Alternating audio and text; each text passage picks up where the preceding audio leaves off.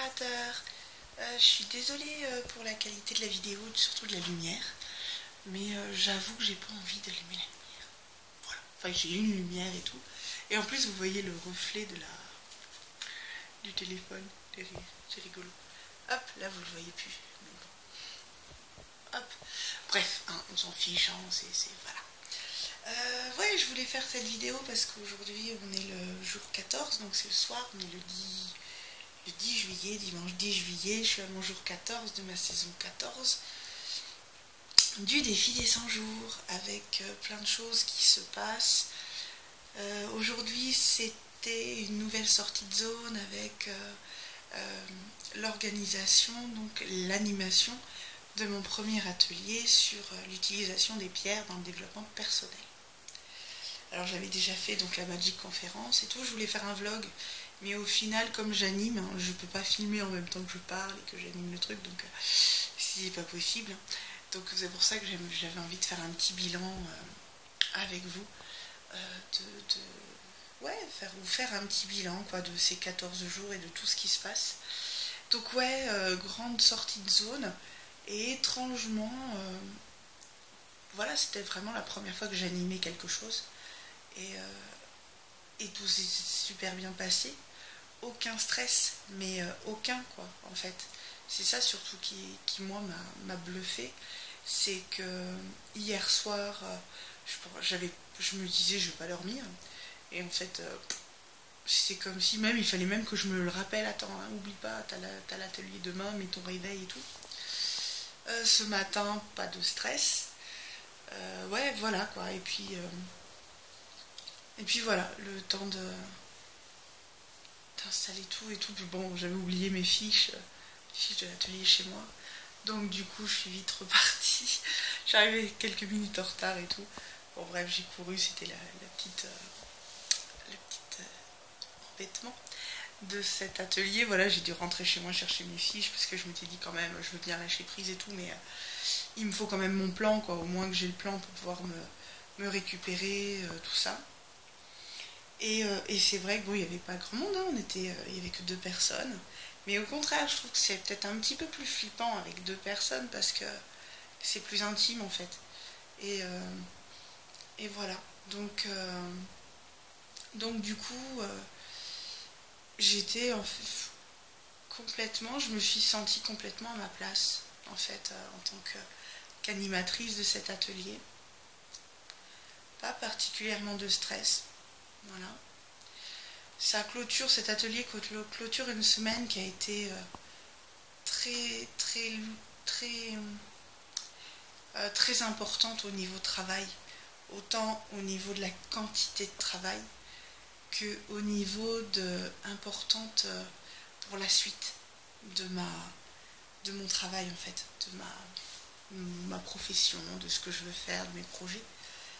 C'est-à-dire que voilà, cette semaine elle a fait suite donc au samedi où j'ai fait une immense sortie de zone sur Facebook en live, où voilà, et en fait comme j'ai des capacités qui se réveillent de pleine conscience. Ouais, donc ça s'appelle la pleine conscience, et puis moi je mets ça comme de la clairvoyance, c'est-à-dire que quand une personne va me parler de quelque chose, d'un blocage, quelque chose qu'elle ressent, voilà, qui l'empêche voilà, un blocage, moi je peux directement remonter à la source.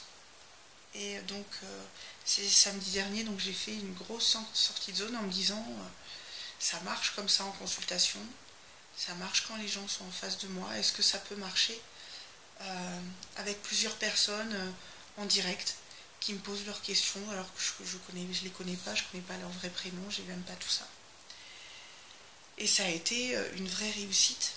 Donc comme je fais après les consultations privées de ça, j'ai eu une semaine avec énormément de consultations, beaucoup de consultations, ce qui est génial, avec des consultations, des rencontres hallucinantes. J'ai rencontré que des femmes, mais des femmes qui me font tellement moi avancer sur ma condition de femme et sur ce qu'est la femme aujourd'hui. Et qui me montre en fait qu'il faut que je travaille avec les femmes encore plus, parce que j'ai cette empathie et cette injustice, voilà, j'ai en moi je suis balance, hein, ascendant balance, donc forcément la justice pour moi ça me connaît. J'ai fait du droit un peu. Voilà, donc j'ai ça me fait avancer sur moi, ma condition de femme, comment je guéris mes propres blessures de femme, même si les femmes que j'ai eues en face de moi ont vécu des choses terribles, pas toutes, mais celles que j'ai eues cette semaine. Et je me dis que c'était un beau miroir, un beau travail en miroir, quoi, que de faire, voilà, que de faire ces consultations. Il m'est arrivé pendant ces consultations des trucs de fou, avec de la justesse, mais hallucinante. Je veux pas étaler une quelconque science ou quelconque... je pense que vous me connaissez maintenant. Je fais mon possible pour être super humble. Mais quand j'ai réussi à faire quelque chose qui pour moi n'était que les chamans qui pouvaient le faire, c'est-à-dire que j'ai fait un recouvrement d'âme, et je ne doute pas que ça a été fait, quoi. C'est-à-dire que en pleine conscience, en parlant à la personne, voilà, j'ai une partie de moi, je suis allée chercher là le bout d'âme, j'ai parlementé avec elle pour la faire revenir chez la personne. Et c'est quelque chose d'hallucinant, en fait. Parce que comme ça, je touche vraiment... je touche quelque chose qui est tellement magnifique en même temps chez les gens.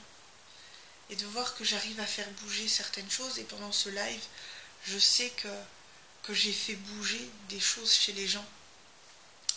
Et puis, ouais, les consultations, tout ça aussi. Il y a des choses qui me paraissent super claires. C'est ça, la clairvoyance. C'est que même si pour la personne en face, oh non, non, non, non, non, si, réfléchis bien, si, vas-y, si. et je passe par des chemins, on me montre les chemins, et je lâche prise, et voilà, voilà. Donc c'est pour moi, voilà, ces consultations, c'est aussi un magnifique travail. J'ai vraiment de plus en plus envie de travailler avec les femmes. Et pourtant, Dieu sait qu'on est des chieuses. Non, ouais, j'ai vraiment envie, ouais, de travailler. Si vous voulez, toute cette semaine, j'ai nettoyé des utérus, quoi. Non, vraiment. C'est con, mais toute cette semaine, j'ai nettoyé des utérus, quasiment à chaque fois. Quasiment, hein, pas pour tout le monde. Hein. Si vous avez eu une consultation avec moi cette semaine et que vous avez... c'est les autres. Hein. Comme je vous dis, j'en ai eu beaucoup. Et ouais, j'ai nettoyé des utérus, et en même temps, je sais qu'en aidant au nettoyage des personnes que j'ai, c'est le mien aussi, c'est mon féminin à moi que je travaille. J'ai beaucoup travaillé donc sur la sexualité cette semaine. Et c'est quelques semaines déjà, ça fait déjà 15 jours, 3 semaines que j'ai des femmes en consultation avec qui je parle beaucoup de sexualité. Parce que je me rends compte qu'en fait c'est un sujet qui pour moi n'est absolument pas tabou. J'ai une facilité à en parler, et je prends j'essaye de le faire avec beaucoup de tact avec les autres, avec les femmes que j'ai en consultation, parce que je veux pas qu'elles se sentent... je rentre pas dans l'intimité, c'est juste que j'essaye de bouger cette partie-là pour les libérer. Et je me rends compte à quel point aujourd'hui la femme a le cul entre deux chaises. Ouais. Donc en même temps, je réponds par cette vidéo au tag de ça va me revenir. Oh, excuse-moi, il est tard. Au tag de ah, j'ai le nom de famille, mais je vais pas le donner parce que ça le fait pas. J'ai qu'autant de nom de famille, mais ça va revenir. Je le mettrai là. Je l'écrirai. Ah, non, je vais pas faire de montage avec cette vidéo. Donc ouais, c'est Donc le tag, c'était qu'est-ce qu'une femme aujourd'hui, qu'est-ce qu'être une femme aujourd'hui. Et donc avec tout ça, je pense sérieusement que la femme aujourd'hui, elle cuit entre deux chaises. La première chaise, c'est la chaise du passé, qui n'est pas si passé que ça, hein, qui n'est pas si loin. Hein. Faut pas non plus se voiler la face. Hein. Mais avec la définition de la femme au foyer, la femme qui ne peut pas entreprendre, la femme qui reste à la maison, la femme qui n'est faite que pour s'occuper des enfants, la femme objet qui n'est là, voilà. Et on a cette deuxième chaise, mais en fait on ne l'aperçoit pas. On la ressent, on ressent les contours, mais on ne la voit pas. Qui est la définition de la femme qu'on est en train de devenir, que nous sommes en train de devenir. Parce qu'on nous parle de féminin sacré, de machin, de bidule, de femme bidule.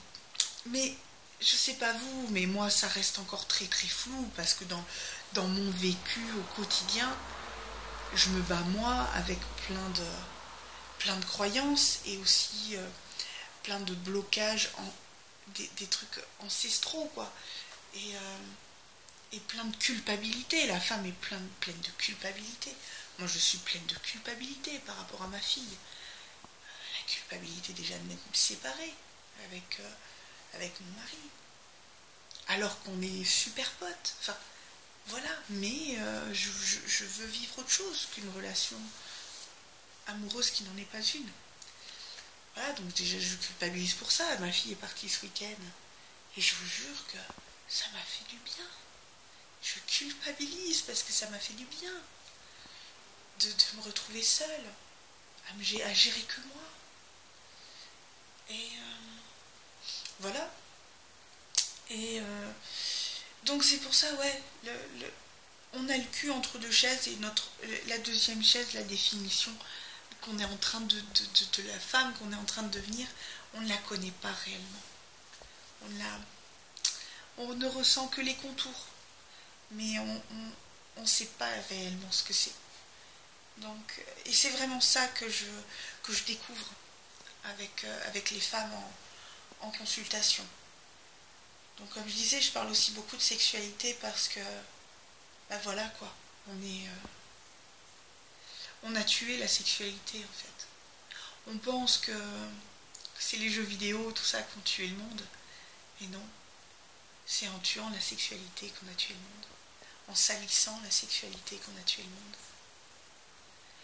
J'ai eu une discussion avec une partie de moi-même, je ne sais pas, c'est des choses qui arrivent très souvent le matin, notamment quand j'ai le temps, où il y a une discussion qui se lance, je me pose une question, et dans ma tête c'est comme s'il y avait différents protagonistes qui ont différents visages.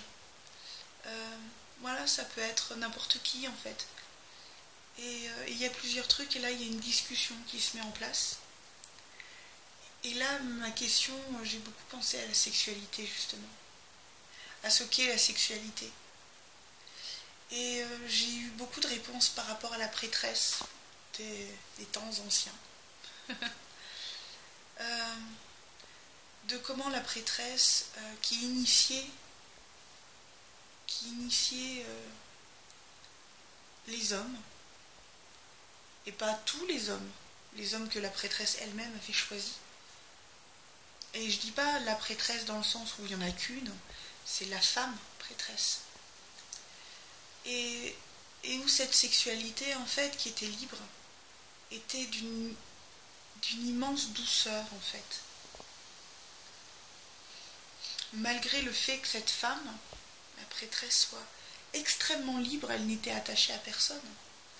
Elle n'était pas mariée, elle n'appartenait pas à un homme. Non, elle appartenait à elle-même. Et dès qu'il y avait une énergie qui se développait avec une personne, là, il y avait, voilà, cette possibilité d'aller au bout de cet appel, et tout en douceur. Et du côté de l'homme aussi, il y a énormément de douceur dans cette manière d'appréhender la sexualité avec la femme prêtresse. J'ai eu vraiment cette vision-là. Ce n'était pas, on ne faisait pas l'amour. C'est pas faire. Voilà, c'était pas faire. Est-ce que c'était être dans l'amour? Peut-être. Je sais pas. Bref, ouais, une semaine qui m'a fait énormément travailler sur moi. Je suis fatiguée. Voilà, on est dimanche soir, j'ai travaillé toute la semaine. Je me suis accordé une soirée tranquille hier soir. Puis là, cet après-midi où j'ai bossé encore sur la paperasse, forcément. Et ce soir aussi, où j'étais un peu plus tranquille avec ma fille.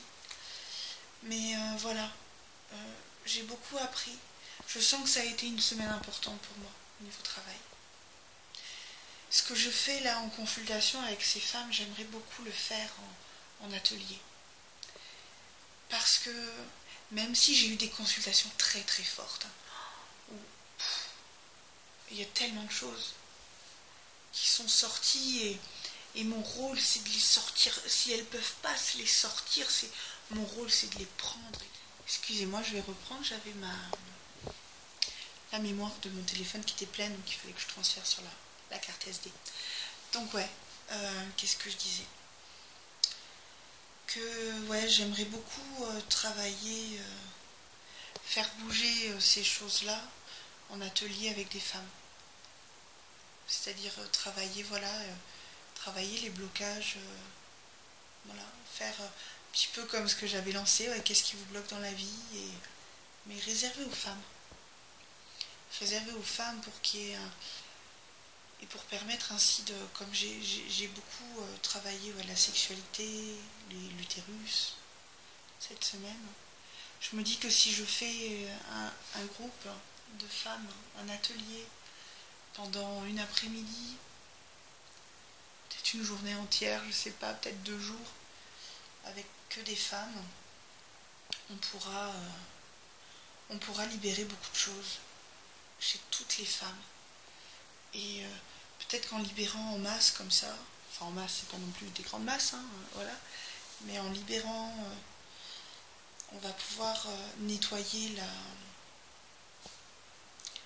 ce qui s'est cristallisé dans la femme, en fait. Voilà. Je sais plus exactement où j'en étais tout à l'heure, mais bon, c'est pas grave. Ouais, donc une semaine décisive pour énormément de choses, puisque je me rapproche de ce que je veux faire. Je me rapproche, je suis complètement dedans, quoi. Prochaine étape, une conférence. Non, l'animation d'autres ateliers. Je suis en train d'en écrire un autre, enfin je suis en train de réfléchir là à un autre, sur les tarots, les oracles. Je vais garder l'atelier des pierres et j'ai envie de voyager, j'ai envie d'aller à la rencontre des gens.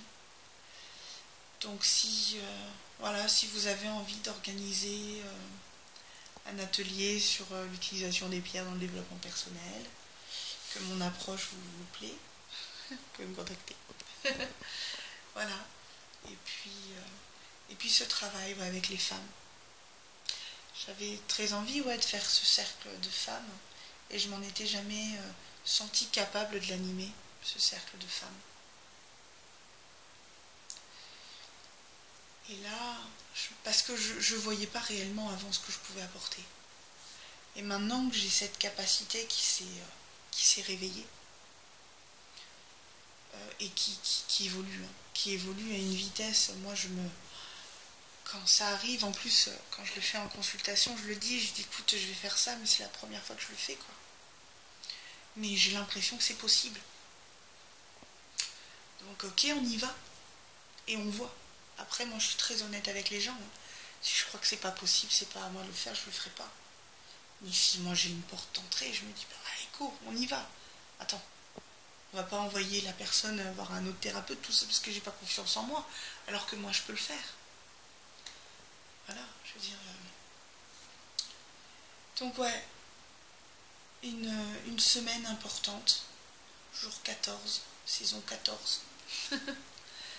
Ça, c'est allé super vite en fait, quand je vois toutes mes intentions de début de saison.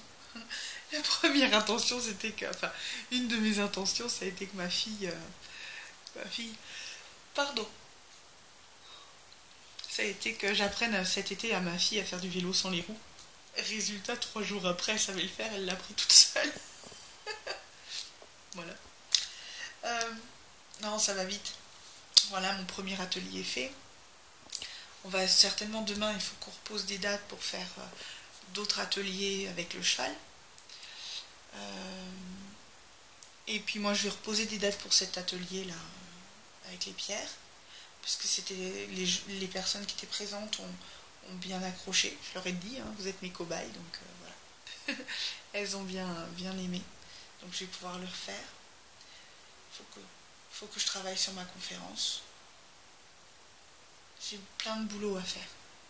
J'ai plein de boulot, mais je suis tellement reconnaissante de... J'ai trouvé comment je peux aider le monde. Vous vous rendez compte? J'ai trouvé comment je peux aider. Et ça, c'est super, quoi. C'est comme si, vous voyez, quand je fais les consultations et que j'ai des retours super positifs, je me dis, je fais ma part. Je fais ma part déjà dans ma vie quotidienne, mais je fais ma part avec les gens, avec les personnes qui viennent à moi, qui m'offrent leur confiance. Et ça pour moi, c'est important. C'est comme si j'avais une mission. Ouais, voilà, parce que ouais, on a tous envie de ça et on a tous une mission. Et je crois que l'émotion est parce que je suis en train de la toucher du doigt, quoi. Voilà. Et c'est plutôt chouette parce que ça avance bien et que j'ai des super retours. Voilà. Donc 14 jours là où j'ai pas arrêté. Et la semaine prochaine aussi, j'ai pas mal de rendez-vous. Moins que cette semaine, mais je sais que ça va arriver. Voilà, et puis en même temps, je dois jongler parce que c'est les vacances scolaires et que je culpabilise parce que j'ai le magasin, parce que je dois mettre ma fille au centre de loisirs, alors que les vacances, elle devrait les passer tranquillou chez elle ou voilà, à la plage, tout ça. Et ben non, parce que j'ai le magasin. Et que je fais des consultations à 21h le soir, qui se finissent à 22h30, et voire au-delà. Mais que pour le moment, je suis obligée de faire comme ça, alors je lui explique et il comprend bien. Je lui dis, et puis, on va économiser, on va aller à Euro Disney. On va enfin se payer des vacances. J'en peux plus, je veux des vacances, je vous jure. Hein. Ça fait 4 ans que j'ai pas pris de vacances. 4 ans. Ouais, allez, on va dire 3 ans. 3 ans que j'ai pas pris de vacances. Vraiment. Hein. Depuis que... Ouais, depuis que j'ai ouvert la boutique en ligne. Et tout, que j'ai commencé la chaîne YouTube. Que j'ai... Je suis pas réellement partie en vacances. Me déconnecter total, quoi. Et là, on a envie d'aller à Euro Disney. Donc j'ai dit, écoute, maman, elle travaille beaucoup en ce moment, mais je te promets que je vais essayer de mettre de l'argent de côté. On va serrer la ceinture cet été et on va se payer 2-3 jours à Euro Disney pour Halloween. J'aimerais beaucoup. J'aimerais beaucoup prendre des vacances. J'ai besoin de ça. De me retrouver à l'hôtel et pas avoir à faire à manger et puis déconnecter mon ordi, tu veux même pas le prendre, quoi. Je prends mon téléphone et puis basta, quoi. Ouais, j'ai vraiment ce besoin de partir en vacances. Mais là, c'est pas le moment, là, c'est le moment où il faut que je bosse. C'est le moment où tout commence.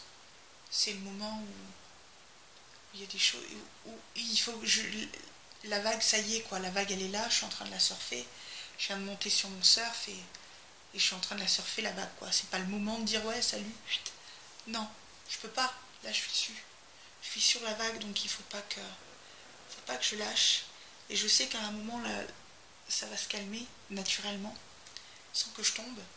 Et à ce moment-là, quand ça va se calmer, là, je vais pouvoir dire déconnecter pendant 3-4 jours, quoi. Je sais que ça va se passer comme ça. En tout cas, waouh, je me reconnais pas en fait. J'ai changé énormément. Et je pense que c'est le stage de Franck Love veillé pour énormément de choses.